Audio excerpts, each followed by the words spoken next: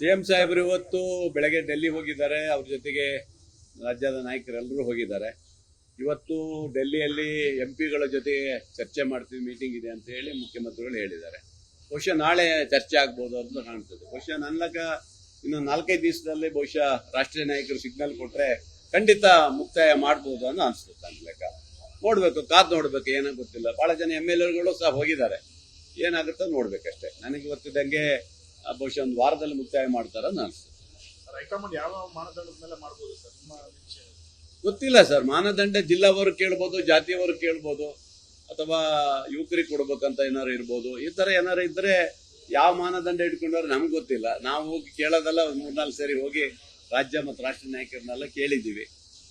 ಮುಂದೆ ತೀರ್ಮಾನ ಮಾಡುವಂಥವ್ರು ಅವರಲ್ವಾ, ಅವ್ರು ಯಾವ ತೀರ್ಮಾನ ಮಾಡ್ತಾರೆ ಅದಕ್ಕೆ ನಾವು ಬದ್ಧರಾಗಿದ್ದೀವಿ.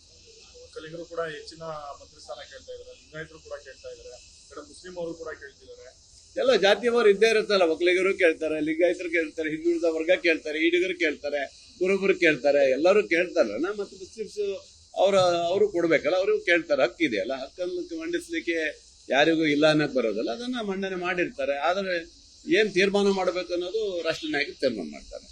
ವಿಷಯ ಇದೆ ಸರ್, ನಿಮ್ಗೆ ಸಿಗುತ್ತೆ ಅಂತ ನೋಡ್ಬೇಕು. ನಾವು ಸಹ ಹೋಗಿ ಬಂದಿದ್ದೀವಿ. ಇಲ್ಲಿ ರಾಜ್ಯ ನಾಯಕರನ್ನು ಭೇಟಿ ಮಾಡಿದ್ವಿ, ರಾಷ್ಟ್ರೀಯ ನಾಯಕರನ್ನು ಭೇಟಿ ಮಾಡಿದ್ವಿ. ಇವತ್ತು ಮಾತ್ರ ಹೋಗಿಲ್ಲ ಅಷ್ಟೇ. 3-4 ಸರಿ ಹೋಗಿ ಬಂದಿದ್ದೀವಿ. ನೋಡೋಣ ಮುಂದೆ ಏನ್ ನಿರ್ಧಾರ ಆಗುತ್ತೋ ಗೊತ್ತಿಲ್ಲ. ನೋಡೋಣ. ನಾವು ನಿರೀಕ್ಷೆಯಲ್ಲಿ ಇದ್ವಿ, ಆಗ್ಬೋದು ಅಂತ ಅಷ್ಟೇ. ಓಕೆ. ಸಿದ್ದರಾಮಯ್ಯ ಅವರು ರಾಜಕೀಯ ನಿವೃತ್ತಿ ಬಗ್ಗೆ ಮಾತಾಡಿದ್ದಾರೆ. ರಾಜಕಾರಣದಲ್ಲಿ ಕೆಟ್ಟ ಪರಿಸ್ಥಿತಿ ಇದೆ ಅಂತ ಹೇಳಿದ್ದಾರೆ. ಇಲ್ಲ, ಅವ್ರೇನ್ ಹೇಳಿದ್ದು, ಇವತ್ತಿನ ರಾಜಕಾರಣ ಬಹಳ ಹಿಂದಿನ ರಾಜಕಾರಣ ತರ ಇಲ್ಲ ಅಂತ ಹೇಳಿದಾರೆ. ಬಿಟ್ರೆ ಇವತ್ತು ರಾಜ್ಯದ 8 ವರ್ಷಗಳ ಕಾಲ ಮುಖ್ಯಮಂತ್ರಿಗಳಾಗಿ ಕರ್ನಾಟಕ ರಾಜ್ಯದಲ್ಲಿ ಮಾದರಿಯ ನಾಯಕರಾಗಿರುವಂತ ಇವತ್ತು ಸಿದ್ದರಾಮಯ್ಯ ಸಾಹೇಬರು.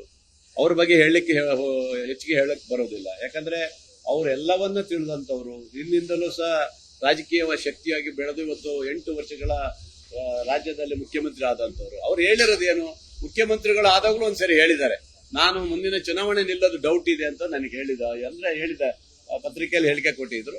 ಚುನಾವಣೆ ನಿವೃತ್ತಿ ಆಗಿದ್ದಾರೆ ಅಷ್ಟೇ. ಆದ್ರೆ ರಾಜಕೀಯದಲ್ಲಿ ಅವ್ರೇನು ನಿವೃತ್ತಿ ಆಗಲ್ಲ. ಅವರ ಆದರ್ಶಗಳು ಮತ್ತು ಅವರ ನಾಯಕತ್ವ ಮುಂದಿನ ಚುನಾವಣೆಗೂ ನಮಗೆ ಬೇಕಾಗಿದೆ. ಖಂಡಿತ ಮಾನ್ಯ ಮುಖ್ಯಮಂತ್ರಿಗಳ ಜೊತೆಗೆ ಅವರು ಜೊತೆಯಾಗಿ ತಮ್ಮ ಕೆಲಸವನ್ನು ಮುಂದುವರಿಸಿಕೊಂಡು ಹೋಗ್ತಾರೆ ಅನ್ನೋ ನಮ್ಮ ಒಂದು ಆಶೆ ಇದೆ.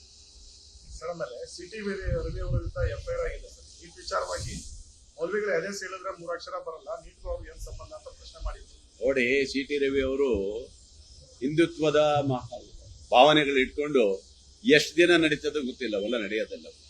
ಈ ದೇಶದ ಪ್ರಜೆಗಳು ಎಲ್ಲರೂ ಇದೆ. ನಾವು ಇವತ್ತು ಹಿಂದೂ ಇರ್ಬೋದು, ಮುಸ್ಲಿಂ ಇರ್ಬೋದು, ಕ್ರಿಶ್ಚಿಯನ್ ಇರ್ಬೋದು, ಎಲ್ರಿಗೂ ಬದುಕಕ್ಕೆ ಅವಕಾಶ ಇದೆ, ಎಲ್ರಿಗೂ ಹಕ್ಕಿದೆ. ಯಾರು ಹೇಳಿದ್ದು? ಏನ್ ಅವ್ರೇನ್ ತತ್ವಜ್ಞಾನಿನ CT ರವಿ? ಏನ್ ಬೇಕಾದ್ರೂ ಬಾಯಿ ಬಂದಂಗೆ ಮಾತಾಡೋದು, ಆಮೇಲೆ ಇಲ್ಲ ಹಿಂಗ್ ಹೇಳ್ದೆ ಹಂಗ್ ಹೇಳ್ದೆ. ಅವ್ರ ಮೇಲೆ ಚಿಕ್ಕಾಪಟ್ಟೆ ಕೇಸ್ಗಳು ಇರ್ತಾವೆ. ನೋಡಿ, ಈ ತರ ಒಬ್ಬ ರಾಜ್ಯದ ಮಂತ್ರಿ ಆದಂತವ್ರು, ಬಿಜೆಪಿ ಒಬ್ಬ ನಾಯಕರಿದ್ದಾರೆ, ಅದು ತಿಳ್ಕೊಂಡು ಮಾತಾಡಬೇಕು. ಯಾವುದೋ ಓಟಿಗೋಸ್ಕರ, ಒಂದು ಸಮಾಜ ಒಲಿಸಲಿಕ್ಕೋಸ್ಕರ ಮುಸ್ಲಿಮರ ಬಗ್ಗೆ ಇನ್ನೊಬ್ಬರ ಬಗ್ಗೆ ಮಾತಾಡೋ ಪ್ರಶ್ನೆ ಇಲ್ಲ. ಮುಸ್ಲಿಂ ಜನಾಂಗ ಅವರು ವಿದ್ಯಾಭ್ಯಾಸ ಮಾಡೋದ್ರಲ್ಲಿ ತಪ್ಪೇನಿದೆ? ಅವ್ರೇನಿಲ್ವಾ? ಈ ದೇಶದಲ್ಲಿ IAS ಆಫೀಸರ್ ಎಂತೆಂತರು ಇಲ್ಲ? ಇವತ್ತು ಇದ್ದಾರೆ. ಎಷ್ಟು ಆಫೀಸರ್ ಇಲ್ಲ? ವಿಧಾನಸೌಧದಲ್ಲಿ ಎಷ್ಟು ಜನ IAS ಆಫೀಸರ್ ಇಲ್ಲ? ಹಾಗೆ ಸುಮ್ಮನೆ ಬಾಯಿ ಬಂದಾಗೆ ಮಾತಾಡೋದಲ್ಲ. ಅವೆಲ್ಲ ಮಾತಾಡೋದು ತಪ್ಪಿದೆ.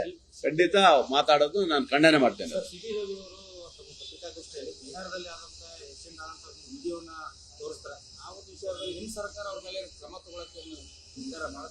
ನೋಡಿ, ಅವ್ರು ಹೇಳಿರೋದು ಡೆಲ್ಲಿಯಲ್ಲಿ ಆಗಿರೋದು ಅಂತ ಹೇಳಿ ಹಿಂಗ್ ಮಾಡಿರೋದು.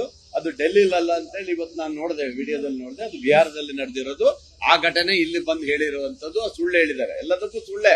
ನಿಜವಾದ ಮಾತು ಯಾವತ್ತೂ CT ರವರು ಹೇಳುದಿಲ್ಲ. ನೋಡು, ಅರೆ ತಗೋಬೇಕು. ಈಗಾಗಲೇ ಕಾನೂನೇ ತಂದಿದ್ದಾರಲ್ಲ, ಸುಳ್ಳು ಖಂಡಿತ ತೋರಿಸ್ತೀವಿ. ನಾವು ಬಿಡೋದಿಲ್ಲ. ಯಾಕಂದ್ರೆ ಕಾನೂನೇ ತಂದಿದ್ದೀವಿ. ಇವತ್ತು ಯಾರು ಉಗ್ರವಾದ ಭಾಷಣ ಮಾಡ್ತಾರೆ, ಕಡಿ ಬಡಿ ಅಂತಾರೆ, ಅಂತದೆಲ್ಲ ನಿಲ್ಸಿದೀವಿ. ಹಾಗಾಗಿ ಶಾಂತಿಯುತವಾಗಿರ್ಬೇಕಾದ್ರೆ ಈ ತರ ಬೆಂಕಿ ಹಾಕುವಂತ ಕೆಲಸ ನಿಲ್ಸ್ಬೇಕು. ಅವರು CT ರವಿ ಅವರು ಒಬ್ಬ ಹಿರಿಯ ನಾಯಕರಾಗಿ, ಒಬ್ಬ ಮಂತ್ರಿಗಳಾದಂತವ್ರು, ಯಾರ ಬಗ್ಗೆ ಏನ್ ಅವ್ರಿಗೆ ಏನಾಗಿದೆ ಈ ದೇಶದಲ್ಲಿ? ಸಾಹೇಬ್ರ ಬಗ್ಗೆ ಮಾತಾಡಿದ್ರೆ ಆಯ್ತು, ಅವ್ರಿಗೆ ಒಂದು ಓಟಿನ ಬ್ಯಾಂಕ್ ಸಿಕ್ದಂಗೆ. ಅವ್ರ ಬಗ್ಗೆ ಮಾತಾಡಿದ್ರೆ ಅವ್ರಿಗೆ ಏನೋ ದೊಡ್ಡ ಲೀಡರ್ ಅಂತ ತಿಳ್ಕೊಂಡ್ಬಿಟ್ಟಿದ್ದಾರೆ. ಅದನ್ನ ಮುಗಿಸೇ ನಾವು ಬಂದಿದ್ದಾರೆ ಕಾಂಗ್ರೆಸ್ನವರೆಲ್ಲ.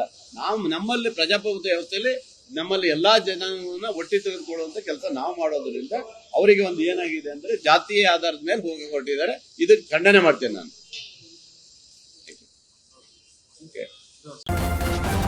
ನ್ಯೂಸ್ ಫಸ್ಟ್, ನಿರ್ಭೀತಿಯಿಂದ ನಿಮ್ಮ ಪರವಾಗಿ.